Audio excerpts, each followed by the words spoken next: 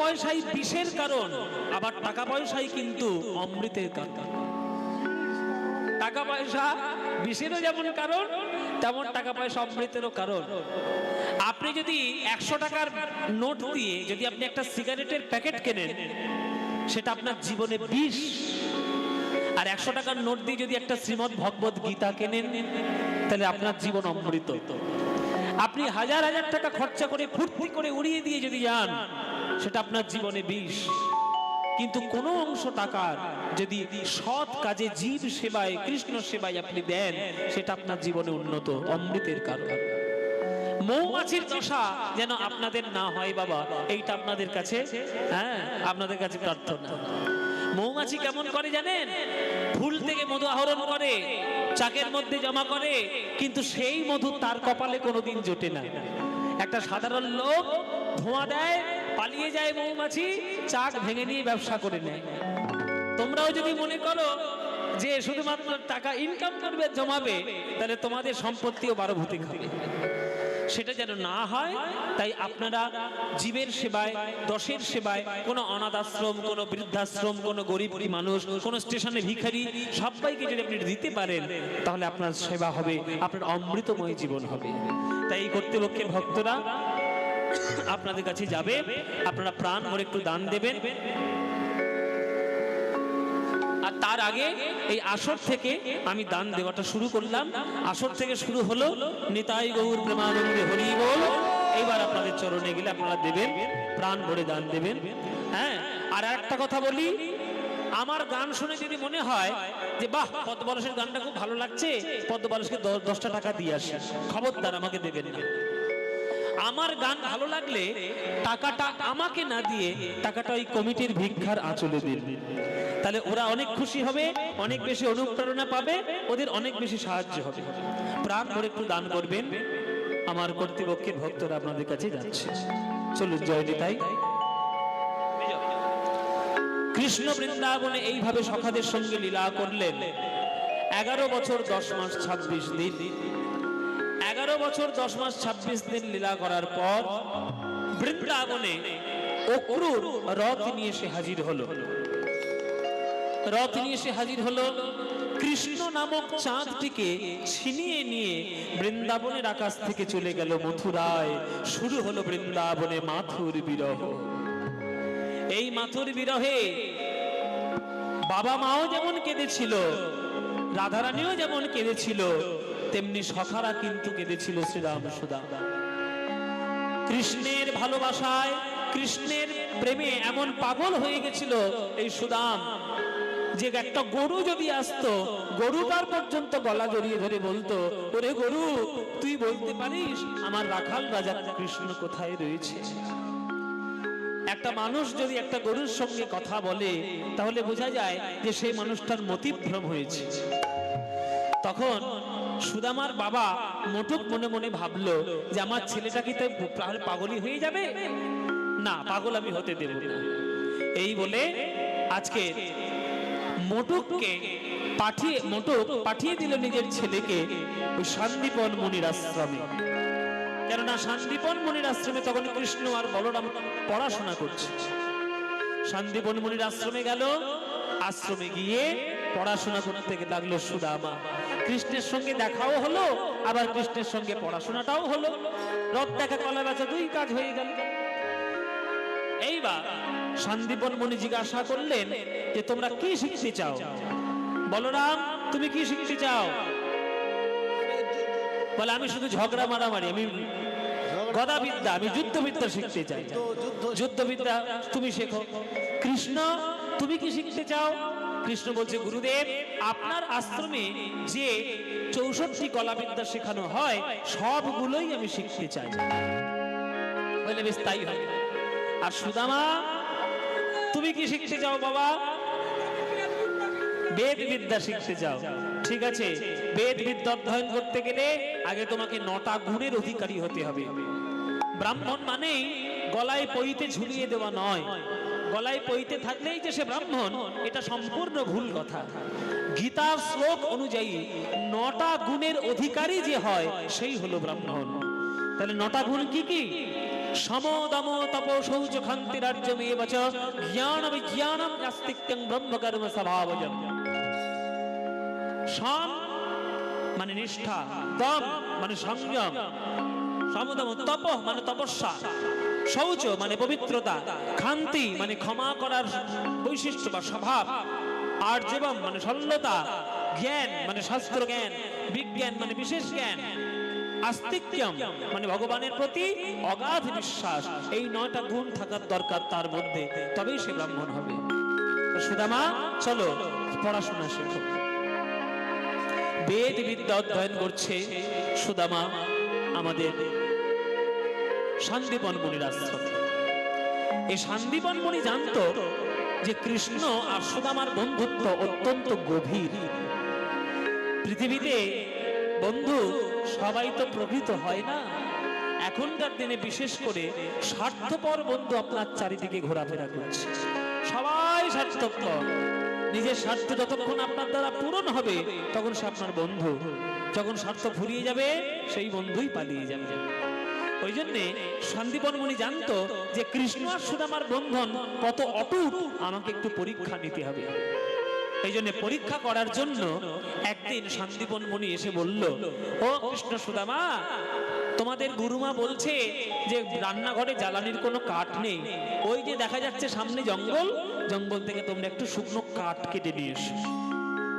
বলি বল বাবা। গুরুদেবের আজ্ঞা পালন করার জন্য কৃষ্ণ আর সুদামা জঙ্গলের দিকে যাচ্ছে শুকনো কাঠ জোগাড় করার জন্য। জঙ্গলের মধ্যে প্রবেশ যেই করেছে অমনি কাল বৈশাখী ঝড় এসে আছাড়কে পড়েছে ওই জঙ্গলে। ঝড় ঝড় ঝড়, একেবারে ধুলোবালি ভর্তি হয়ে গেল চারিদিকে, কেউ কাউকে দেখতে পাচ্ছে না। সুদামা চারদিকে অন্ধকার দেখছে। কানাই, সুদামা বলছে, কানাই তোর কোনো ক্ষতি হবে না, আমি তোর কাছে আছি, তোর রক্ষা করার দায়িত্ব আমার। এই বলে কানাইকে মাটির মধ্যে শুইয়ে দিল, আর সুদামা উপর হয়ে তার উপরে পড়ল। ওই গাছের ডাল ভেঙে পড়ছে, বৃষ্টি ঝরে পড়ছে, শিলাবৃষ্টি হচ্ছে। যত আঘাত সুদামা পেল, কানাইকে একটা আঁচড়ও লাগতে দিল না। ঝড় যখন থেমে গেল তখন সুদামা বলছে, আর কৃষ্ণ বলছে, সুদামা রে, আমাকে তুই এত ভালোবাসিস আমি জানতাম না। নিজে সকল কিছু আঘাত পেলি, আমাকে একটা কাঁটার আঁচড়ও লাগতে দিলি না। আমি তোর হাত ধরে কথা দিলাম, ভাই, জীবনে তুই যদি কোনোদিন বিপদে পড়িস আমার স্মরণ নিতে যেন ভুলিস না। কেমন? দুজনেই ভিজে বাড়ি এসেছে গুরুদেবের কাছে। তখন গুরুদেব বলছে, কি গো, ভিজে গেলে কি করে? তখন কৃষ্ণ বলছে, এই ঘটনা। জানেন গুরুদেব, নিজে সকল আঘাত সহ্য করে সুদামা আমায় বাঁচিয়েছে। তখন শান্তিপন মুনি বলছে, শোনো কৃষ্ণ, জীবনে জানবে যে বন্ধুর থেকে ভালো কিছু হয় না। আর এই যে সুদামা তোমায় সেবা করেছে, এই সুদামার যদি কোনো বিপদ ঘটে তুমি যেন সাহায্য করতে কোনোদিন ভুলো না। নিশ্চয়ই গুরুদেব, আমি সাহায্য করব। সেই শান্তিপন মুনির আশ্রমে 3 জন পড়াশোনা করলেন। 3 জন 3 দিকের বিষয়ে পারদর্শী হয়ে উঠলেন। শান্তিপন মুনি বলছে, এবার তোমাদের বিদ্যা শিক্ষা সম্পূর্ণ হলো, এবার তোমরা গার্হস্থ্য জীবনে প্রবেশ করো। দ্বারকার রাজা হয়ে গেল কৃষ্ণ, বলরাম হয়ে গেল তার সহচর, আর সুদামা ফিরে এলো তার নিজের বাড়িতে। সুদামা যখন ফিরে এলো তখন সুদামার বাবা মটুক মনে মনে ভাবছে, তবে আমার ছেলে বেদ পড়ে তবে ঘরে এসেছে। হ্যাঁ, আমার ছেলের মতো ছেলে এই পাড়াগ্রামে কটা আছে তুমি দেখাও দেখি। হ্যাঁ, বেদ বিদ্যার পাগড়ি পড়ে এসেছে আমার ছেলে, কত বড় শিক্ষিত। ছেলেটাকে সবকিছু করে দিতে পারলাম, বাবা মা হিসেবে একটাই দায়িত্ব বাকি রয়ে গেল, যদি সেটাও করে দিয়ে যেতে পারতাম। কি মায়েরা, বাবা মা হিসেবে বিয়ে। তোমাদের মতো মেয়েগুলোর জন্য আমাদের সর্বনাশ হয়েছে। জীবনে আর কিচ্ছু নেই, খালি বিয়ে বিয়ে বিয়ে করে সব পাগল হয়ে গেল। কিচ্ছু হবে না। যোগ্য পাত্রের হাতে যোগ্য পাত্রী যদি না পড়ে তাহলে সংসার চিরকাল ঝাঁটামুগুর হবে। এটা জেনে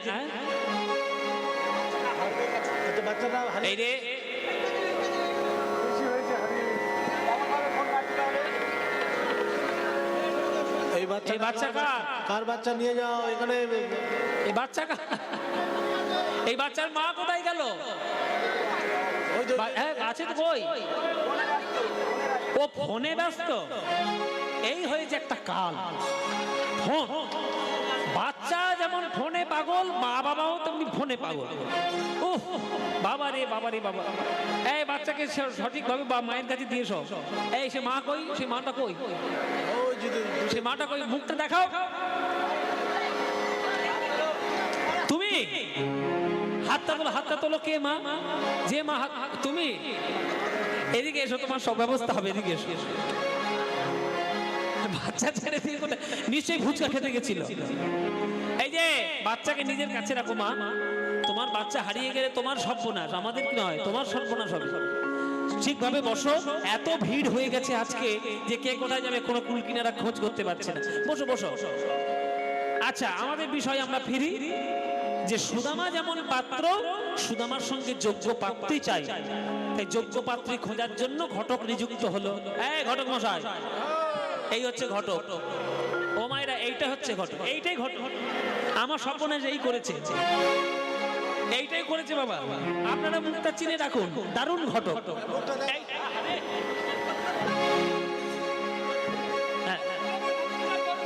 ও ঘটক মশাই, আমার ছেলে সুদামা বেদ বিদ্যা পড়ে এসেছে, কত শিক্ষিত ছেলে।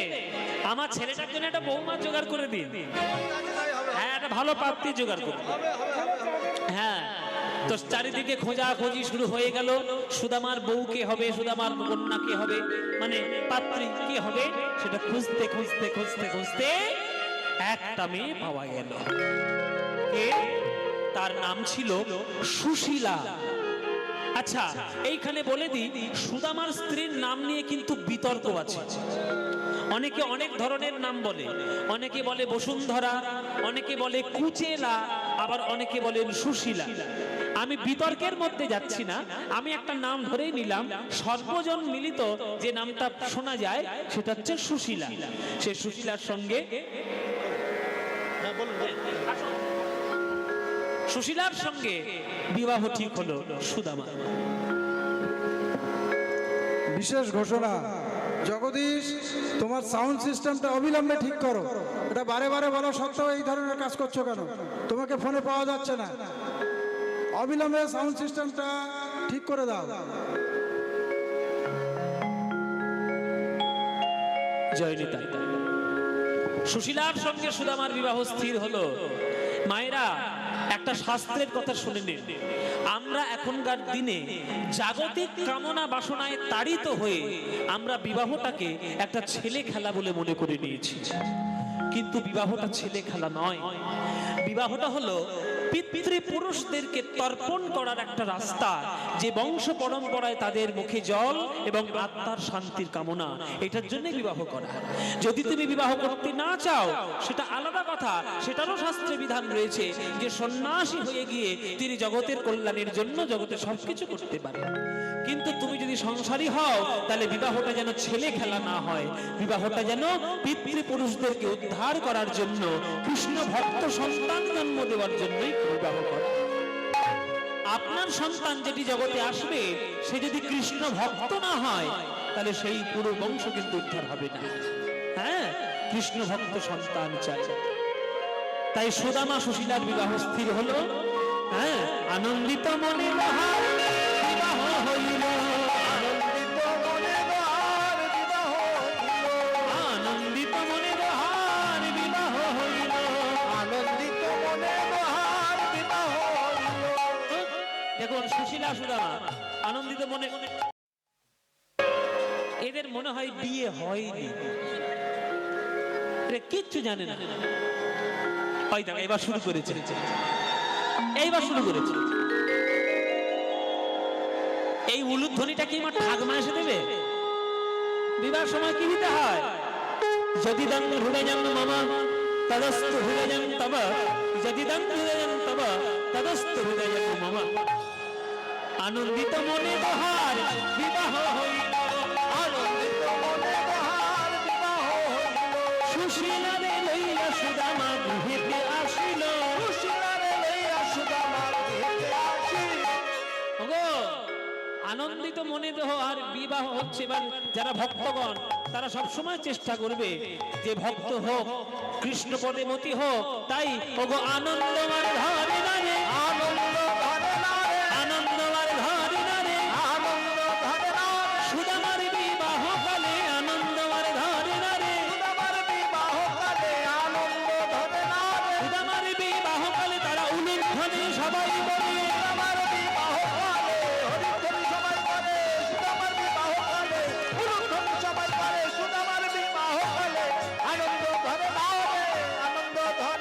সুশীলারে লইয়া সুদামা গৃহেতে আসিল।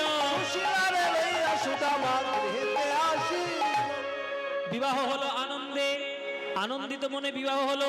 সুশীলা যেমন পাত্রী, সুদামা তেমন পাত্র। একবার পাত্রের সঙ্গে যোগ্য পাত্রের মিলন হয়েছে, রাজজোট হয়েছে। সবাই এসে আশীর্বাদ করে গেল, সুখী হও মা, সংসার করো, জগতে কৃষ্ণ ভক্ত সন্তান তোমার জন্ম হোক। আমরা আশীর্বাদ করে যাই, হরিপদে মতি হোক। নানান সুখের আশীর্বাদ করে গেলেন। কিন্তু মায়েরা, ওই উপরওয়ালা যতক্ষণ না চাইছে সুখী তুমি হতে পারবে না। আর ভগবান সব সময় ভক্তদেরকে বিপদের মধ্যেই ফেলে রাখেন, কেননা বিপদে না পড়লে তো ভগবানকে ডাকবে না। দেখুন, সুখের দিন ভক্তদের কাছে বেশি থাকে না। তাই এই সুদামার আর সুশীলার বিবাহ হওয়া কিছু দিনের মধ্যেই, 3 মাসের মধ্যেই গ্রামে শুরু হলো মহামারী মড়ক। এই মড়ক থেকে বাঁচতে গ্রাম পরিত্যাগ করে বাইরে পালিয়ে আসতে বাধ্য হলো। আর সেই মড়কের মধ্যে সুদামার বাবা মা, আমাদের রচনা দেবী আর মটক, দুজনেই তারা মৃত্যুবরণ করলেন। দুজনেই মারা গেল। বাবা মা হারা হলো সুদামা। এবার সকল সংসারের দায়িত্ব এবার সুদামার মাথায় এসে পড়ল। বাবা, যে যে কাজের কাজই তাকে সে কাজটা দিলে সে ঠিক করতে পারবে। মনে করুন আমি গান গাইতে রাজি, গান গাওয়াটা আমার কাজ, গান গাওয়াটা আমার পেশা বটে, আমার নেশাও বটে। আমাকে যদি কেউ বলে, বাবা তোমাকে আমি 10 কোটি টাকা দিচ্ছি, তোমাকে আর গান গাইতে হবে না, গান বন্ধ করে তুমি ব্যবসা করো, আমি পারবো? আমার দ্বারা সম্ভব কি বাবা? আমি যে কাজটা পারি ভগবান সে কাজটা আমাকে পাঠিয়েছেন করার জন্য, তা আমি পারবো?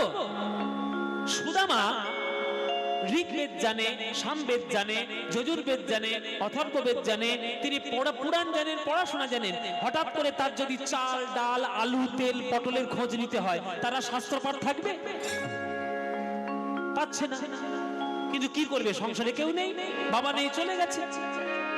এতদিন কখনো চেষ্টা করেনি আলুর দাম কত, চালের দাম কত, আজকে তার হিসেব রাখতে বসতে হচ্ছে। এই হিসেব করতে গিয়ে তার শাস্ত্র জ্ঞানে বাধা হচ্ছে, শাস্ত্র পাঠে বাধা হচ্ছে। তাই মায়েরা চঞ্চল হয়ে যাচ্ছে। সুদামা চঞ্চল হয়ে যাচ্ছে। প্রকৃত স্ত্রী যে হয়, স্বামীর কেন অসুবিধা হচ্ছে, কি অসুবিধা হচ্ছে, সেটা তাকে বোঝানোর দায়িত্ব স্ত্রীর।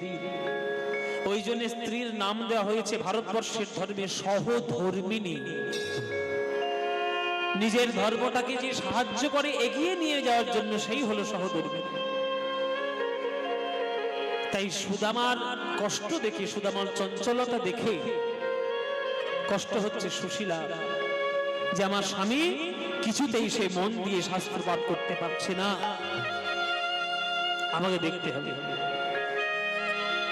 তাই একদিন এসে সুশীলা স্বামীর কাছে বলছে, স্বামী তোমার কাছে আজকে একটা জিনিস আমি চাইবো।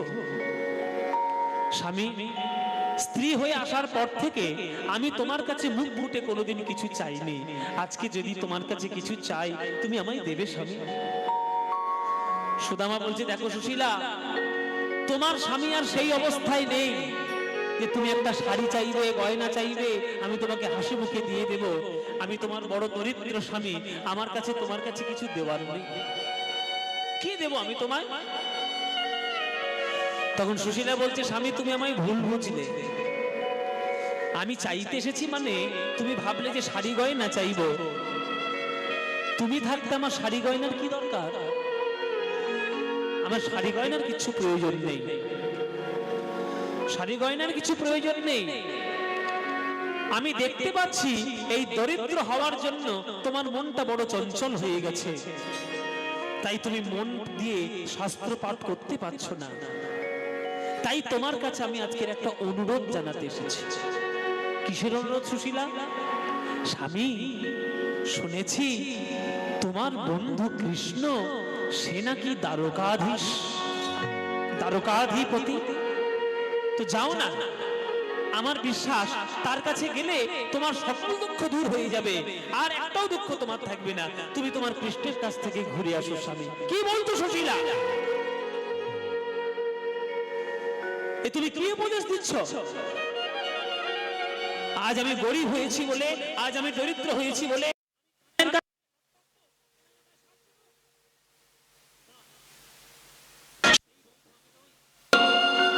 শোনো সুশীলা, বন্ধু হওয়ার শাস্ত্রীয় বিধান আছে। কাকে বন্ধু বলে জানো? উৎসবে বসনে চৈব দুর্ভিক্ষ রাষ্ট্র বিপ্লবে রাজদ্বারে শ্মশানে চৈ ইয়তিষ্ঠতি সা বান্ধবঃ। উৎসবে দুঃখের সময়, সুখের সময়, এমনকি মরণের সময় পর্যন্ত যে কাছে কাছে থাকে সেই হলো বন্ধু। সুশীলা, তোমার হয়তো জানা নেই, ওই কৃষ্ণের একটা এঁঠো আম খাবো বলে বৃন্দাবনের মাঠে গিয়ে নিজের গলার রত্নমালা খুলে তার গলায় পরিয়ে আমি দিয়েছিলাম। যে কৃষ্ণের কাছ থেকে একটা এঁঠো আম খাবো বলে গলার রত্নমালা খুলে দিই, আর আজকে আমি তার কাছে গিয়ে হাত পাতবো, কানাই তুই আমার সাহায্য কর। আমি কি স্বার্থপর বন্ধু? আমি গরিব হয়েছি, আমি দরিদ্র হয়ে গেছি, তাই বলে আমি কানের কাছে হাত পাতবো? পারবো না। তুমি আমায় ক্ষমা করো সুশীলা। তখন সুশীলা বলছে, স্বামী তুমি আবার আমায় ভুল বুঝলে। আমি কিন্তু একবারের জন্যও বলিনি যে তুমি কৃষ্ণের কাছে হাত পেতে সাহায্য চাওয়ার জন্য যাও। আমি বলেছি তুমি দেখা করতে যাও। কেন? ওগো স্বামী গো, তোমার কৃষ্ণকে যারা প্রণাম করে তারা প্রণাম করার সময় বলে, হে কৃষ্ণ করুণা সিংহ দীনবন্ধো জগৎপতে গোপেশ গোপিকা কান্ত রাধাকান্ত নমস্তুতে। তোমার কৃষ্ণ যদি দীনবন্ধু দয়াময় হয় তাহলে আমার কথা শোনো, তোমার কৃষ্ণকে দেখলেই তো জগতের সকল দুঃখ দূর হয়ে যায়। আমি তো টাকা পয়সা চাওয়ার জন্য বলিনি, আমি বলেছি দেখা করে এসো। কৃষ্ণের বদনে দেখলে তোমার হৃদয় আনন্দে পূর্ণ হয়ে যাবে, আর যার হৃদয় আনন্দে পূর্ণ হয়ে যায় সে জগতের সকল দুঃখ হাসি মুখে দূর করতে পারে। যাও স্বামী, দেখা করে এসো, টাকা পয়সা চাওয়ার জন্য নয়, দেখা করার জন্য যাও। হ্যাঁ হ্যাঁ, এইটা তুমি ঠিক বলেছো সুশীলা। আমার কানাইকে যদি আমি দেখতে পারি তাতেই আমার কত আনন্দ। সত্যি আমি কানাইকে অনেকদিন দেখি, আমার মনটা কেমন করছে, আমার কানাইকে আমি দেখে আসি। তুমি আমায় বলছো আমি যাব, তুমি আমায় আজ্ঞা দিচ্ছ। হ্যাঁ, আমি তো আজ্ঞাই দিচ্ছি, তুমি যাও দেখা করে এসো। কিন্তু কি করে যাব? কেন? সমস্যা কোথায়? শোনো সুশীলা, জগতে কিছু নিয়ম আছে, যে নিয়মগুলো বইয়ের পাতায় লেখা নেই, শাস্ত্রের পাতায় লেখা নেই, কিন্তু সমাজের জীবনে রয়েছে। একটা বন্ধুর বাড়িতে যদি রোজ যায়, হাতে করে কিছু না নিয়ে গেলে চলে, কিন্তু একটা বন্ধু যদি একটা বন্ধুর বাড়িতে 10 বছর পরে যায়, কি বাবা আপনার বিবেক কি বলে? হাতে করে কিছু না নিয়ে গেলে হয়? তা আমি তার বন্ধু, হ্যাঁ হয়তো আমি গরিব বন্ধু, আমার কিছু নেই, কিন্তু কিছু যদি না নিয়ে যেতে পারি তাহলে আমার মান সম্মান কি থাকবে? তা সুশীলা, তুমি যখন আমায় উপদেশ দিলে যে কৃষ্ণের বদন দেখলে আমার মনটা শান্ত হবে, উপদেশটাও যেমন দিয়েছ, আমার স্ত্রী হয়ে তুমি বলো, যদি কিছু উপহার তুমি করো আনয়ন, যদি কিছু উপহার তুমি করো যদি কিছু উপহার তুমি করো আনয়ন,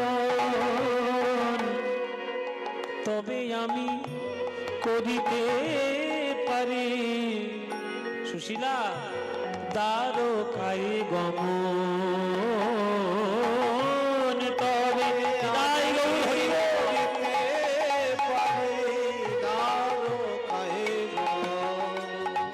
সুশীলা কিছু উপহার এনে দাও গো, কিছু উপহার এনে দাও, আমার প্রাণ কৃষ্ণ সেবার তরে কিছু উপহার তুমি এনে দাও গো, কৃষ্ণের সেবার করে কিছু উপহার এনে দাও। স্বামী আমি উপহার পাবো কোথায়? বাপের বাড়ি থেকে যে গয়নাগুলো আমি পেয়েছিলাম উপহার স্বরূপ, তোমার সংসারের দুঃখ মেটাতে মেটাতে শ্যাকরার দোকানে সব বিক্রি হয়ে গেছে। আমার নিজের কাছে বলতে তো কিছু নাই, কি দেব তোমার?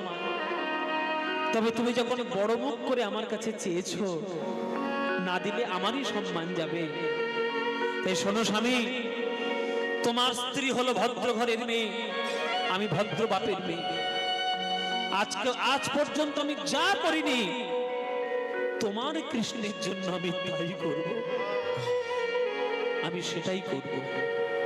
মায়েরা, সুশীলা একটা ভদ্র ঘরের মেয়ে, কিন্তু কৃষ্ণের জন্য উপহার জোগাড় করতে আজকে সুশীলা বেরিয়ে পড়ল ভিক্ষা করার জন্য।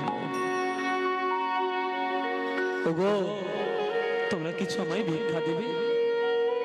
কৃষ্ণের সেবা করতে হবে গো, কিছু ভিক্ষা আমায় দেবে?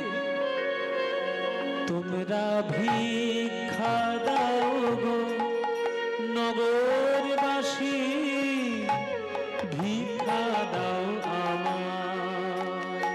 তোমরা ভিক্ষা দাও গো নগরবাসী, ভিক্ষা দাও তোমরা ভিক্ষা দাও গো নগরবাসী, ভিক্ষা দাও তোমরা ভিক্ষা দাও গো নগরবাসী, ভিক্ষা দাও। ওগো, তোমাদের এই দেওয়া ভিক্ষা, তোমাদের এই দেওয়া ভিক্ষা, ভিক্ষা পাবে শ্যামরা।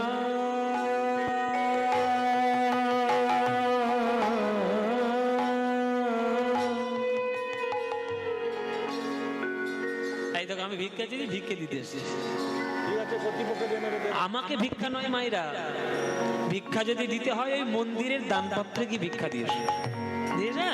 ঠিক আছে, ওই 10টা টাকা যখন যাবে তখন ওখানে দিয়ে আসে। উনি ভেবেছেন হয়তো আমি ভিক্ষে করছি, আমি ভিক্ষা করছি না, সুদামার স্ত্রী সুশীলা ভিক্ষা করছে। একটা ভদ্র ঘরের মেয়ে যখন ভিক্ষা করতে বেরোয়, তখন পাড়ার লোকে অনেক সমালোচনা করে। হ্যাঁ, ও মশাই, ও বিশ্বাস মশাই, আরে খবর আবার কি? ভিখারিদের জ্বালায় জ্বালায় একবারে জ্বলে গেলাম। হ্যাঁ, কি আবার ব্যাপার? তুমি কি জমিদার? না আমি জমিদার। তুমি কি রাজা? না আমি রাজা। আর কি হয়েছে মানে? পাড়ায় থাকো না নাকি? ওই দেখো, ওই দেখো, ওই দেখো, ওই দেখো, ওই মেয়েটা আবার ভিক্ষে করতে আসছে আজকে। জীবনে ভিক্ষে করেনি, মেয়েটাকে নতুন দেখছো। মেয়েটা কে বলো তো? হ্যাঁ, ওই যে মেয়েটা। দেখো, ঠিক করে দেখো। কে? হ্যাঁ রে বাবা, ওইটা কে? কে?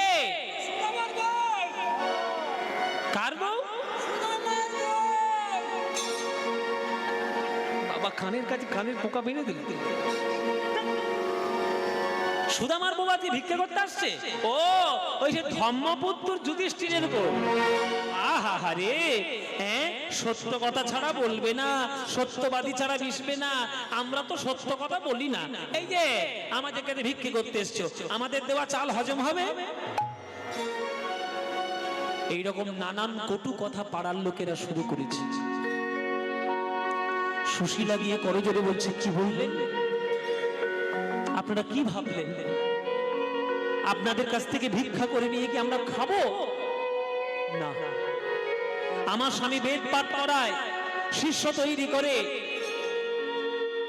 তার যতটুকু আয়, তার যতটুকু রোজগার উপার্জন আমাদের না খেয়ে না দিয়েছে